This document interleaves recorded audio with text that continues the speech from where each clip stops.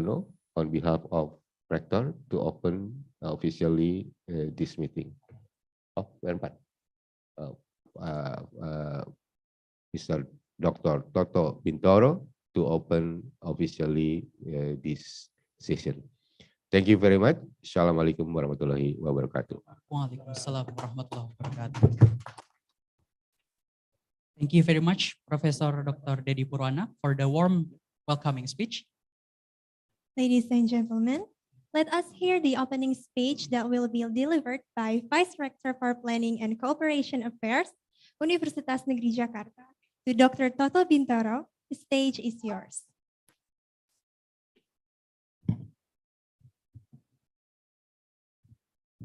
Good morning, distinguished Associate Vice President, Dean of Graduate School Education, University of Hong Kong, Profesor Lu Xingqia,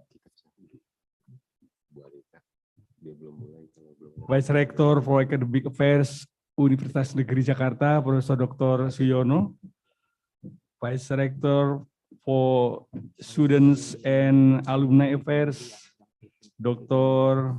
Abdul Sukur, the Honorable Director, Center for Learning, Teaching and Technology Education, University of Hong Kong, Professor Kong Xiu Cheng,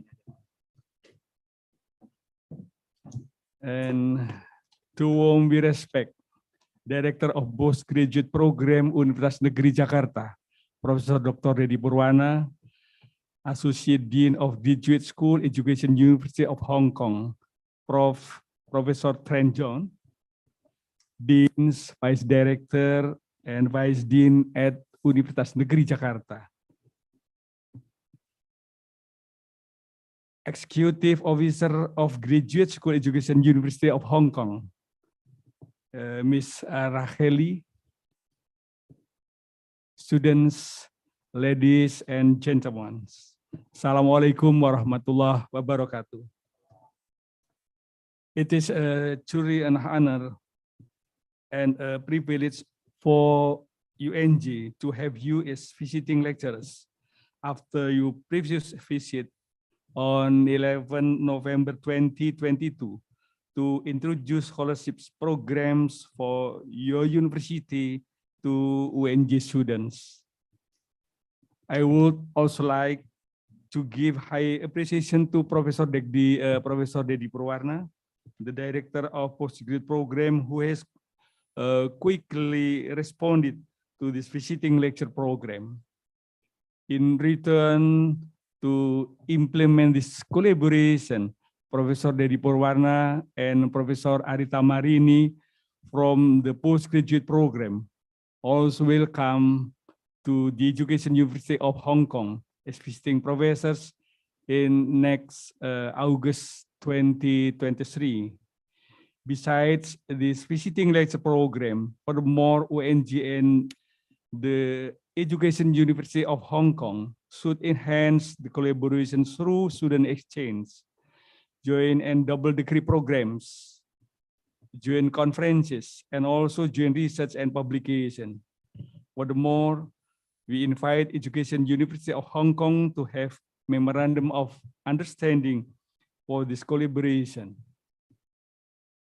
We also invited Dean from Faculty of Education, Dean of Faculty of Mathematics and Natural Science, Dean of Faculty of Language and Arts, and Dean of Faculty of Engineering to take part in the collaboration program discussion this afternoon.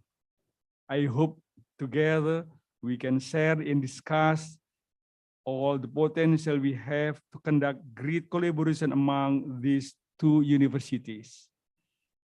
At the end of your visiting lecture, we will take you to Kota Tua, or the Old Town, or Old Batavia.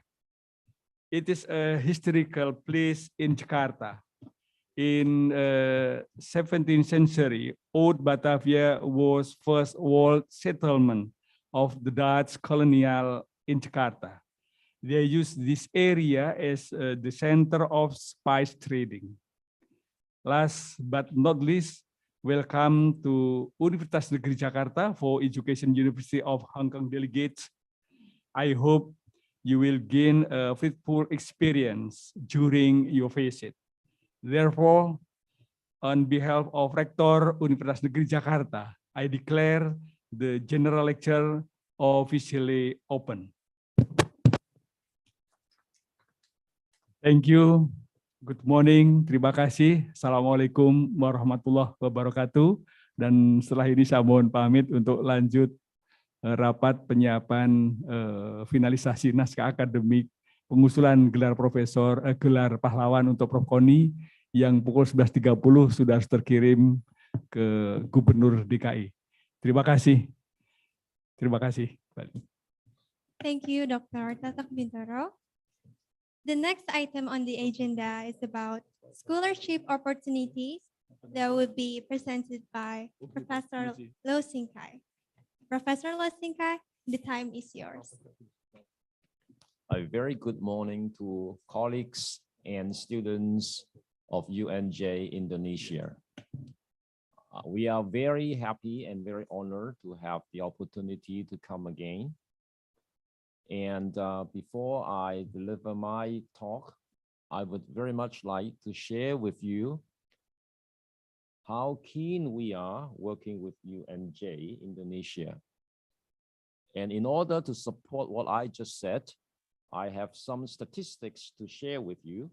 So Rachel, can you open that file, please?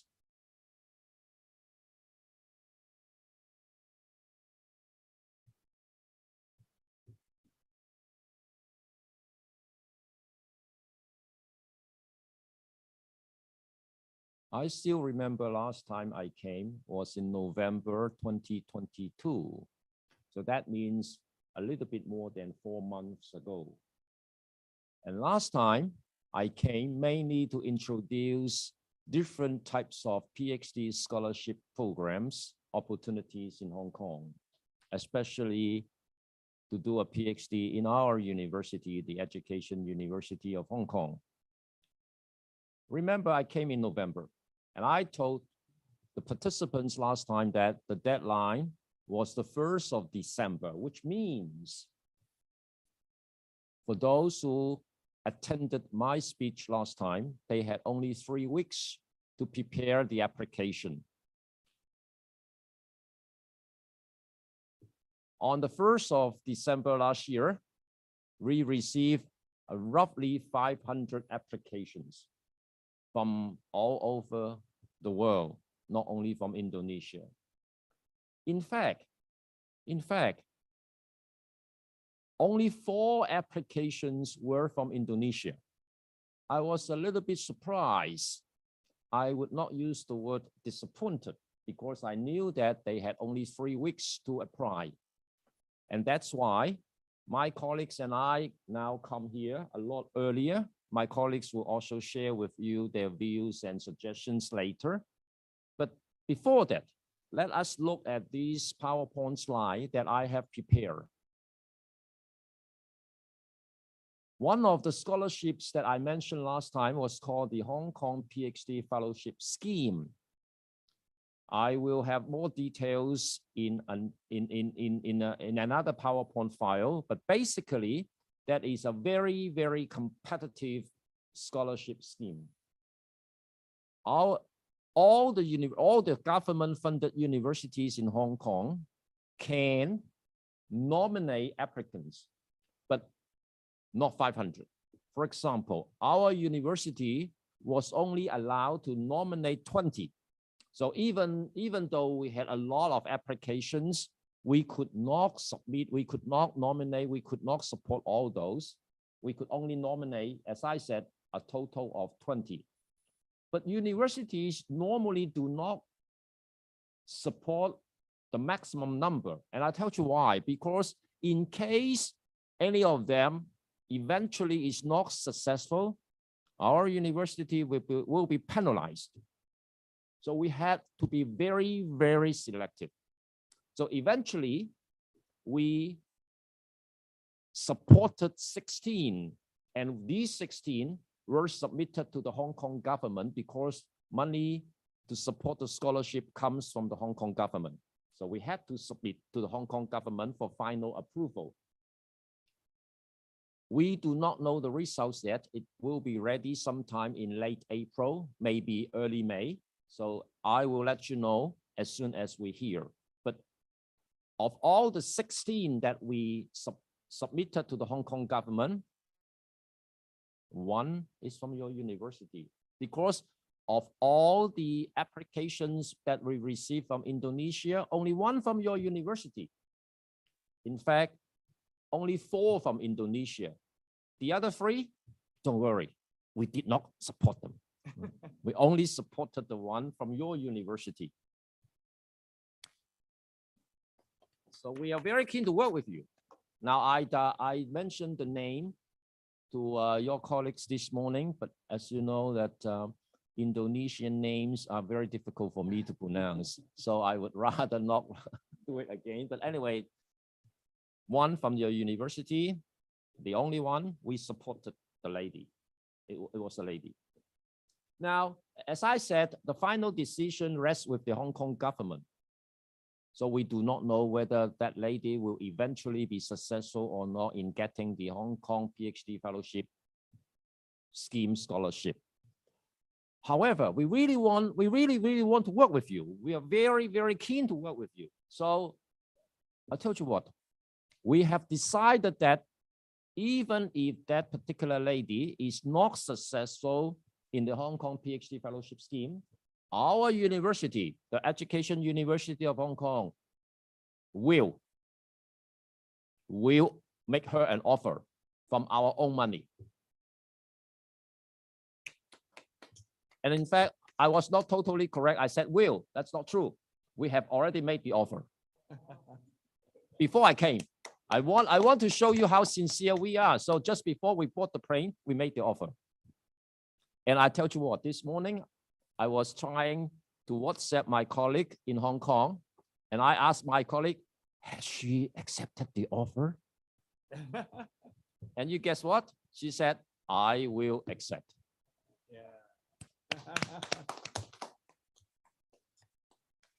Now, there's a difference between the scholarship offered by the Hong Kong government and the scholarship offered by our own university.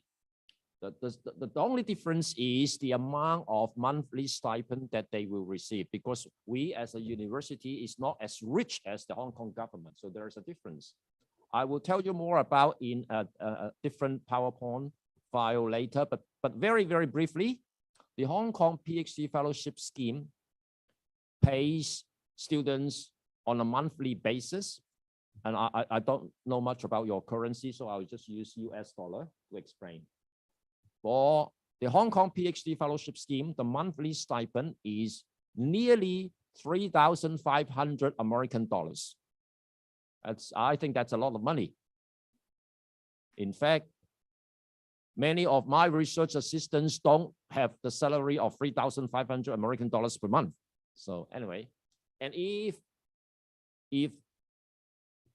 they cannot get the Hong Kong PhD fellowship scheme, they can only get an internal Education University of Hong Kong scholarship, then the monthly stipend is roughly 2,400 American dollars, right? 2,400 American dollars per month. So you see there is a sort of a difference between the two. And I was talking to my colleagues this morning. I said, giving her an internal scholarship is not good enough. I am coming with three other colleagues. I'm coming with Professor Kong, Professor John Tran. We need to show them how sincere we are. So that's not enough. That's why you can see the second last dot point. We also nominated this lady to something called the Belt and Road Scholarship. The Belt and Road Scholarship is offered by another department of the Hong Kong government. I mean, they have the Education Bureau, they have the University Grants Council, etc., etc., etc. But anyway, different units within the Hong Kong government are offering different types of scholarships. And one of that scholarship is called the Belt and Road Scholarship. And that is only available to countries classified under the Belt and Road Scheme of the mainland Chinese government. This year, the Education University of Hong Kong has nominated 4 to the Hong Kong government, another unit I said. And again, that lady that I just mentioned with a very long name has been included as one of 4. And if she is successful, we don't know, because again, the final decision will be made by that particular unit of the Hong Kong government, which is the Education Bureau. And if successful, this lady will get an extra, I think maybe $150 American per month. I don't remember the exact numbers. There are just so many scholarships, as you know. But anyway, she will get extra money. And I think that's good news. And I hope by now, colleagues and students at UNJ Indonesia are convinced that the Education University of Hong Kong are really, really keen to work with you. Once the student is admitted, in fact, she has a lot of other supports, other opportunities to be engaged in international outreach programs. For example, this year, 2023, 30 of our PhD students, of our doctoral students and 18 of our doctoral students will go to study in the US or Norway, depending on their own choice. And this money will be paid by the Education University of Hong Kong, at least partial payment, depending on how much they spend. So anyway, not only the monthly stipend, but also once they are admitted, they will receive a lot of other different types of supports and learning opportunities, not only in Hong Kong, not only at our university, but also different parts of the world.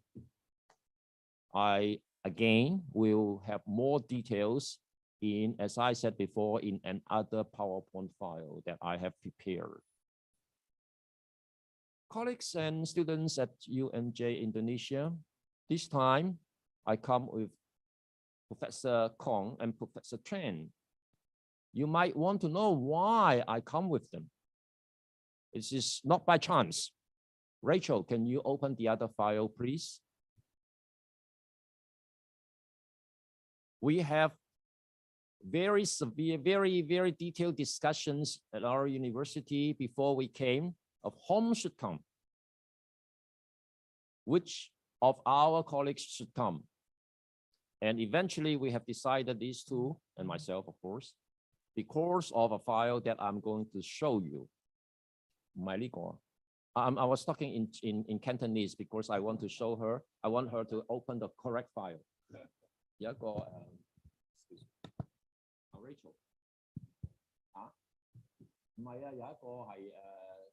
Top 2% 嗰個。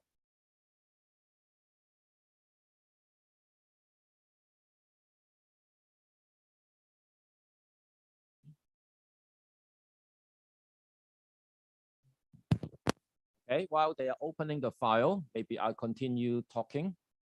Now, I must come with top scholars. Of course, many of our colleagues are top scholars, but some of them are best of the best. I'm sure you are aware that the Stanford University in California, they have published something called top 2% most cited scientists in the world. In our university, we have quite a number. And if you move down, Rachel, if you keep moving down towards the end of the file, please. Down. Stop. Thank you. Now, this is the list of top 2% scientists of the world who are working at EDUHK, the Education University of Hong Kong.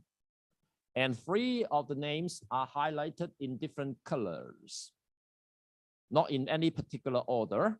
You can see the sort of yellow, is that yellow?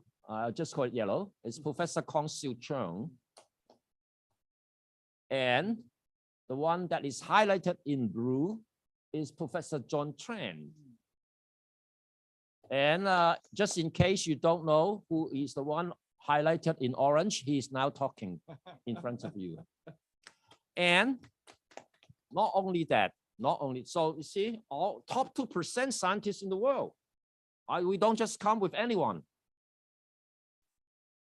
You can see on the right-hand side of the file, that is the area that they are in terms of how Stanford University, Stanford University classified them into. The classification is quite rough. In fact, even though you see next to Professor Kong Xiu Cheng is education, next to Professor John Tran is also education. In fact, they are in different areas, sub-areas within education. I will let Professor Kong and Professor Tran to very briefly introduce themselves to you. So please keep it short, a few minutes each. Is that okay? Because they know more about themselves than I do. So please, Xiu Cheng, can you start, please?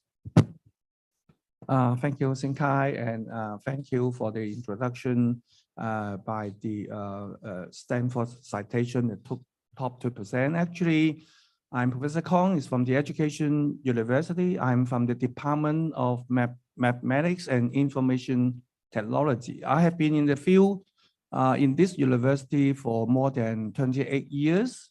So I have my research focus is mainly on e-learning. And of course, in the past 8 years, I also focused on research in digital competency. So in terms of e-learning, in the past, I think 3 years of pandemic, many of you are using the Zoom, Teams, and Meets, and on top of that, we did a lot of interaction because of everybody is staying at home and learn. So we introduced a lot of pedagogical practices so that we can still engage our learner, even though they stay at home and still go on with their school education. So that's one part. So the other part I've been engaged in the past 8 years is actually in Hong Kong.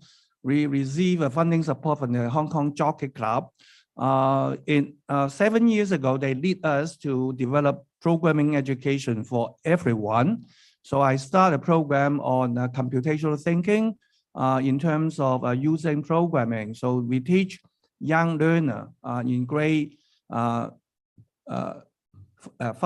5, and 6 in primary school to learn coding for computational thinking development. And that is an ongoing project. So in Hong Kong, we have already reached out. We have 500 primary schools in Hong Kong. We actually have reached out to 200 schools in Hong Kong. And the Hong Kong government is very kind. And the relay, we go on with this project. It's a funding by the Jockey Club, but now the Hong Kong government will take over and we shall launch this computational thinking education for all schools in Hong Kong. That is all 500 schools will enjoy the computational thinking. So in the past 3 years, we also received funding from the Lee Ka-shing Foundation and the Hong Kong Research Matching Fund for artificial intelligence literacy. So starting from 3 years ago, we want to promote artificial intelligence literacy to all senior secondary students, as well as all students in the education university who are actually not studying engineering, mathematics, or ICT, but they are just studying psychology, language, anyone. We want anyone to know what is artificial intelligence in terms of machine learning and deep learning. And that's why recently, suddenly, the ChatGPT come with much media coverage. In Hong Kong, we immediately react to how to bring ChatGPT as another opportunities for all academic teaching staff in the university, in the secondary school sector, as well as in the primary or even early child education to benefit from the AI platform or the generative AI platform to be used wisely by all of us. So tomorrow, I think I shall share with you how we are going to do more communication with you so that we can attract more of you who are interested to come to the education university to work with us. That will be a opportunity to share with each other. So that's all for me, Professor Low. Thank you. John, please. Okay, thank you. Thank you very much. Thank you for the introductions. I believe that I have two hats to wear at the Education University of Hong Kong. On one hand, I'm involved in the graduate school, and within the graduate school, I'm Director, Associate Dean, and Director of the Research Postgraduate Programs. So if you do come to join us as a PhD student, you'll definitely see me at some time because I chair all of the vivas at the end of your PhD program after you've submitted your dissertation. And I also chair the qualifying exam, which you'll have to do roughly midway through the PhD program. So you'll definitely come into contact with me in that capacity at some point. My other hat, so to speak, is in the English language education department. And there I teach on a program we have called the Master of Arts in Teaching English as a Second or Other Language, MATESOL for short. And on that program, I'm involved primarily in teaching on pedagogical courses, pedagogically based courses. I teach an ELT, English Language Teaching Methodology course, and another course called ELT in Action, where students can apply some of their skills. In terms of my own research, it's, as I say, mainly focused on teacher education, teacher identity construction in particular, and not just in Hong Kong and mainland China, but recently I've done some work with teacher identity construction of teachers in Vietnam. And I'm also looking at the moment and looking at doctoral student experiences both in Hong Kong and in with some partners in New Zealand, which is a potential upcoming project. So that's a little bit of background about my teaching and research interests. Thank you.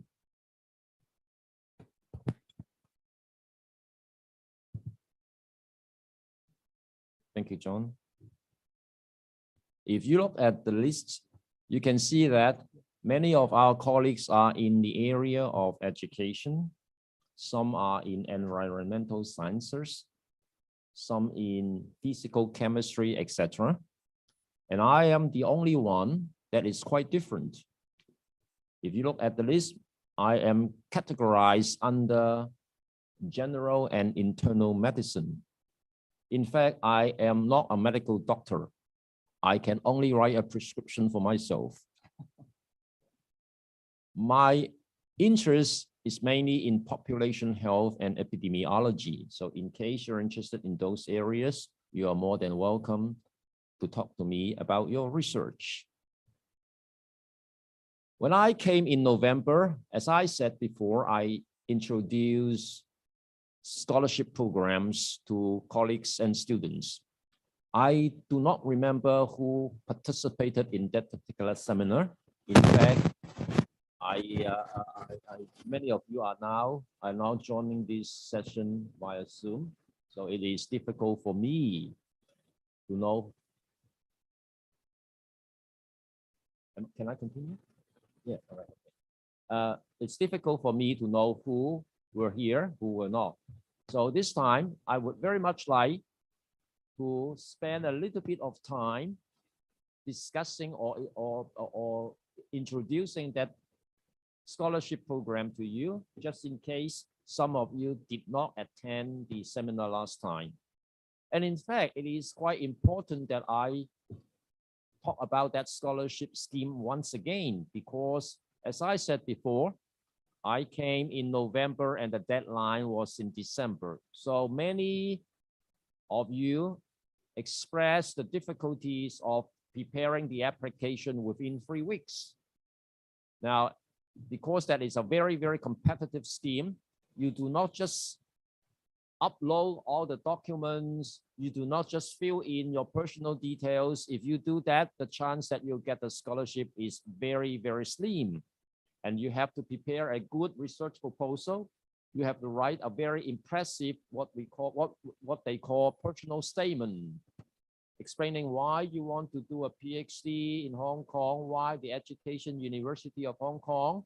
When you finish your degree, when you come back, how, in what way can you contribute to your country, etc., etc. So, Rachel, can you open that scholarship file, please?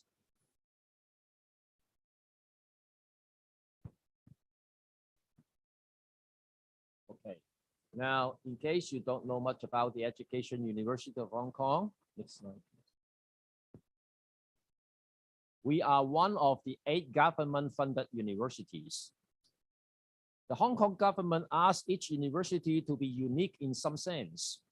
So, for example, if you are in the area of medicine, you are a medical doctor, then there are only 2 medical schools in Hong Kong, namely the University of Hong Kong and the Chinese University of Hong Kong.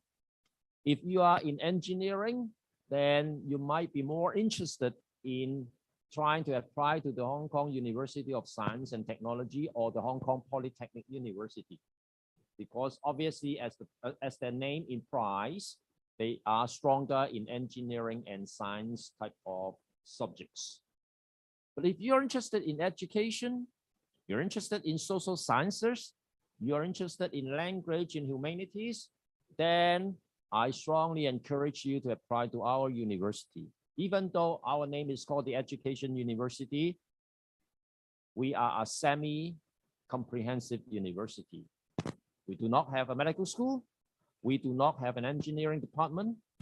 We do not have a college of business or department of law, but anything else you can think of, we have them. So, Education University of Hong Kong, not only education, but social sciences, language, and humanities. Next, please. The rankings sometimes goes up and down a little bit, all right? Sometimes we are number 9 in the world, sometimes we're 21 in the world. I mean, basically, we are we rank very highly in the world in the area of education, not only in Asia, but also in the world. But these numbers change every time, as you know. We have 3 faculties and a graduate school: the Faculty of Liberal Arts and Social Sciences, Faculty of Education and Human Development, and the Faculty of Humanities. Under these 3 faculties, we have 16 departments, and I suggest you go to our university website to look at the details of each department. In particular, look at the profile of the faculty members, because if you are interested in doing a PhD with our university, first of all, you have to identify who can be a potential supervisor. Of course, once you have the opportunity to look at our website and you want more information, you are always welcome to either write to them directly or write to the graduate school to me, and I can discuss with you. Some supervisors are richer. Some supervisors are more nasty. We all know that. So in order to choose the appropriate supervisor, apart from Professor Kong and Professor Chen, they're both rich and nice.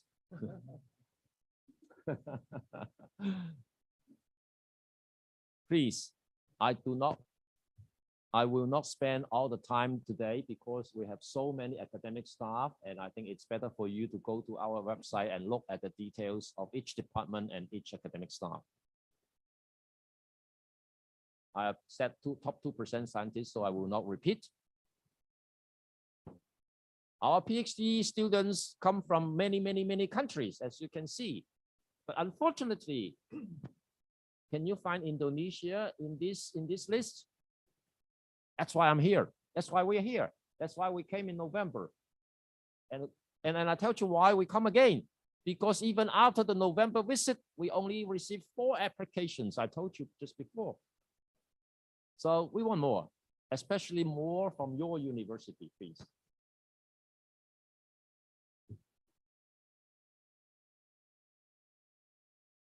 Now, this is our university, and I would like to introduce the program to you now.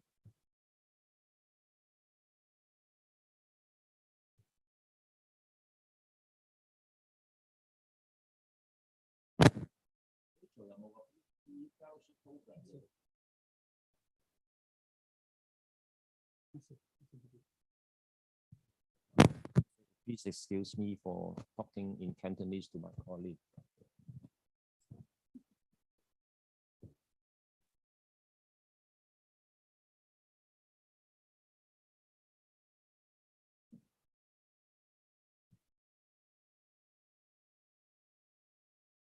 All right, now while she's trying to find the file, I will just continue talking. There are different types of PhD scholarships. The one that pays most in terms of monthly stipend, in terms of research support, is what I just mentioned, the Hong Kong PhD Fellowship Scheme.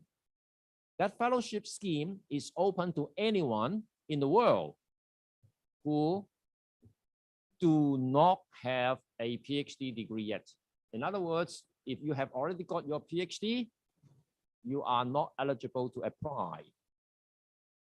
If you have a master's degree, you are strongly encouraged to look at the details and see whether you are eligible. The Hong Kong PhD Fellowship Scheme is a scheme. I think my colleague is now trying to talk to my colleagues in Hong Kong to get the correct file, because they want to show you the most updated. The most updated file has more money. So, all right, I'll continue talking while she's trying to get the most updated file. That PhD scheme, the scholarship comes from the Hong Kong government. The way to administer or to operationalize it is that all the people in the world who would like to apply will firstly apply to individual universities. In other words, if you want to get that scholarship but study in our university, you apply to our university. There is no limit of people who can apply. In fact, do you want to guess how many people apply in 2022? There are only a total of a few hundred scholarships, but 52,000 people apply. 52,000 people apply. You can see how competitive it is. Now, when you apply to our university will make a judgment how good you are, in what way you can contribute to our university as well as your country. And then we are allowed to, as I said before, our university is allowed to submit up to 20 recommendations.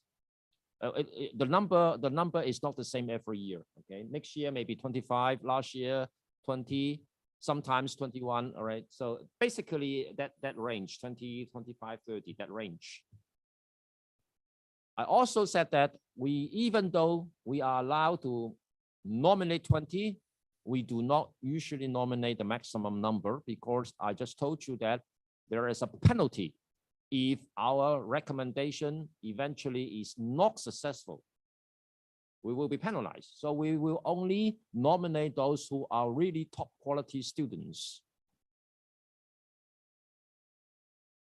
The scholarship includes basically 2 components. The first component is a monthly stipend. A monthly stipend, I told you that they are, well, actually they are paid in Hong Kong dollars, but yeah, right. Okay, good, very good, thank you. Now I'll just wait a little bit when she's now opening the file. Yeah, next one, please. Okay, yeah, here it is. Eligibility. So it must be a new student, right? You cannot have already started your PhD program somewhere else. You must study full time. In fact, when I go to different countries to explain this scholarship, many in-service teachers came to me and asked whether they could apply. They want to keep their jobs in their own country, but they want to do the PhD and receive the monthly stipend. Unfortunately, the Hong Kong government says, no, you must go to Hong Kong for the entire duration. And the entire duration is normally 3 years, sometimes 4 years, depending on your background. People ask me, am I too old to apply? No, there's no age limit, right? My background was not in education. That's okay. Psychology, IT, language, any area that our university offers. And I told you that you have a monthly stipend, and I told you that that is approximately 3,500 American dollars. In fact, depending on the exchange rate, it's last time when we calculated it, the exact amount was 3,474. But basically, it's 3,500 roughly. I also said that the award is divided into 2 components. That monthly stipend is tax-free. You do not have to pay tax. That's a very, very, very good incentive. On top of the monthly stipend, each student will also receive what they call conference and research related travel allowance. And the total amount is roughly 1,700 American dollars for 3 years.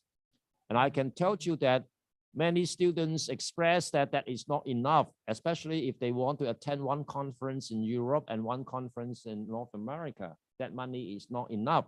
So our university, in particular, different departments, maybe even at the faculty level, usually, I don't know the exact details, but usually they will top up, right? I'm hoping that Professor Kong or Professor Tran will have additional information, if any, because they are from different faculties. Professor Kong is from the Faculty of Liberal Arts and Social Sciences, and Professor Tran is from the Faculty of Humanities. So their faculties might have different top-ups, and I will let them explain later. Prof. Prof. Loh, Yes. the Vice Rector would like to accuse because they have another meeting. Okay, thank you.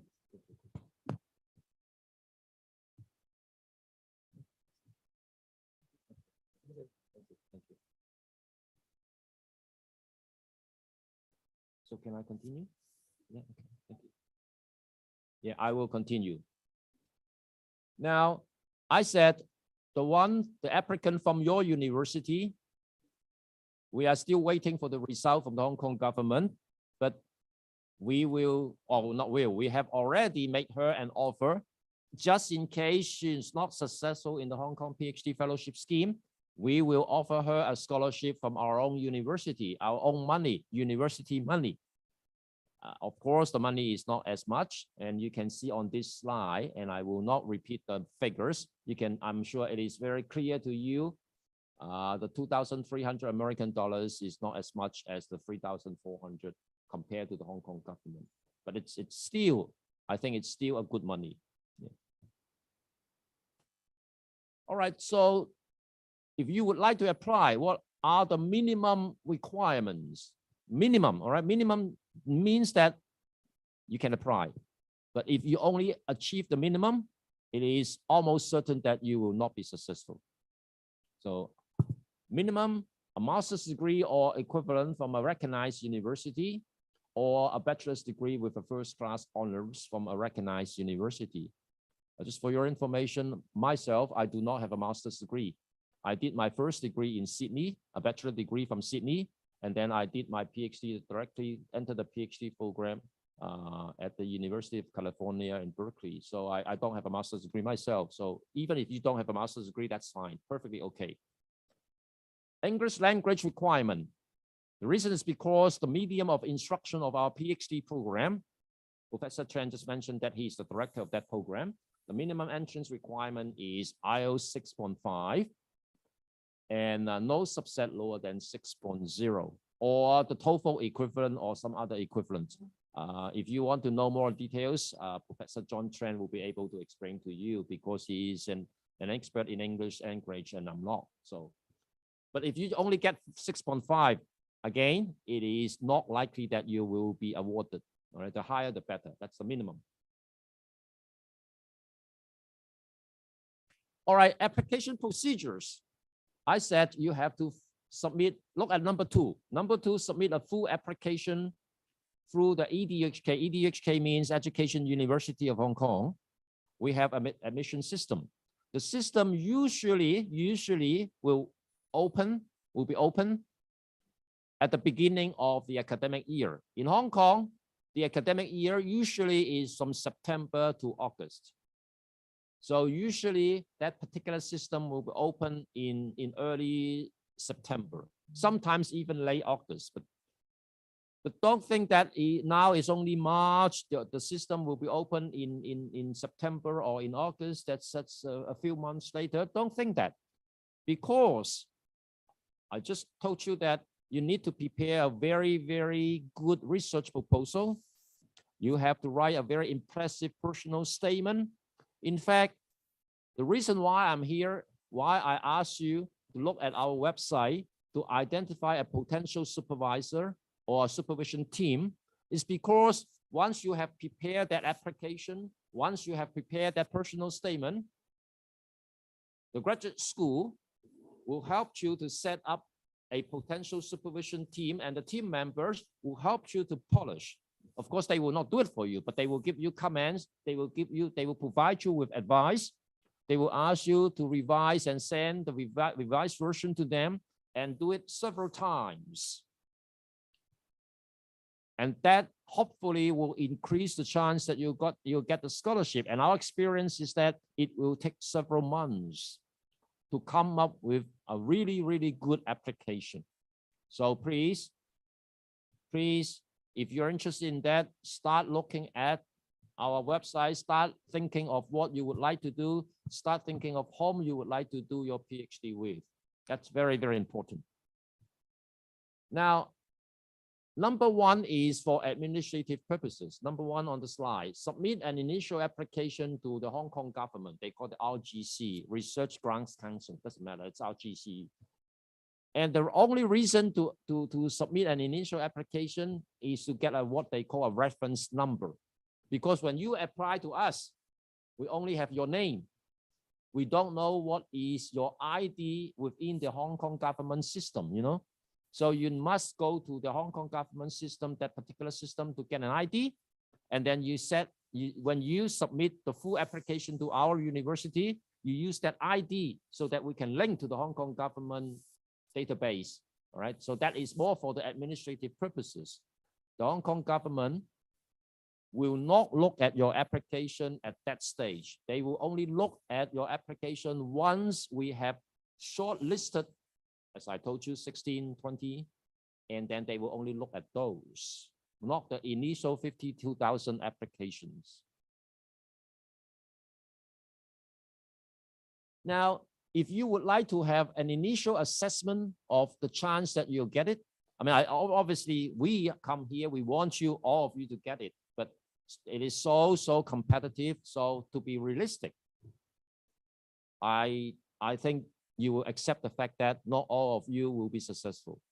Of course, the success rate so far is 100%, but the sample size is only 1, so that is not representative enough. If you would like to have an initial assessment, or in fact, the lady that I just mentioned, who is offered a place by our university, in fact, when she sent her CV to us, she did not nominate any potential supervisor. We talked to her. We discussed with her her research area. We discussed with her what would you like to do in your PhD thesis, and so on and so on. And then eventually, we help her to identify a potential supervisor. You know, so that process is also very time consuming, because, for example, many people would like to do their PhD with Professor Kong. But Professor Kong said, I'm very, very busy. You know, I have already got so many doctoral students. So unless you're really, really good, I'm sorry. Okay. Same for Professor John Chen. Professor John Chen is, these two areas are in high demands. There are so many applicants wanting to do their PhD with these kind of professors. And as I told you also, that they are both rich and nice. Not only good in their areas, but rich and nice are very important factors. Am I supposed to stop? Yes, sir. The time limit has passed Oh, actually. how many has oh, I'm sorry. I thought they want to know the Okay. whole.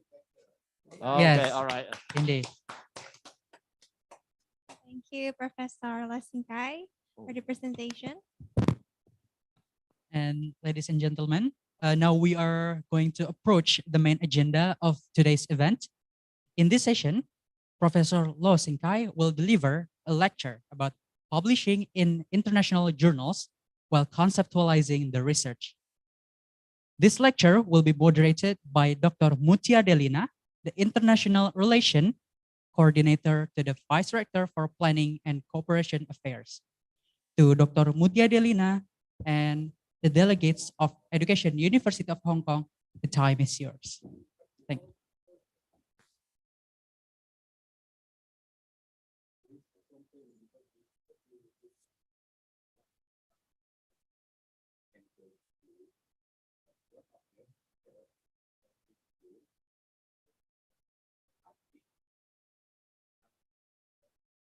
Yeah, okay.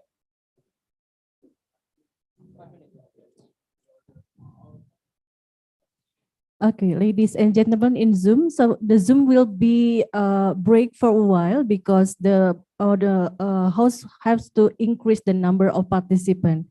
We will back in a while. Thank you.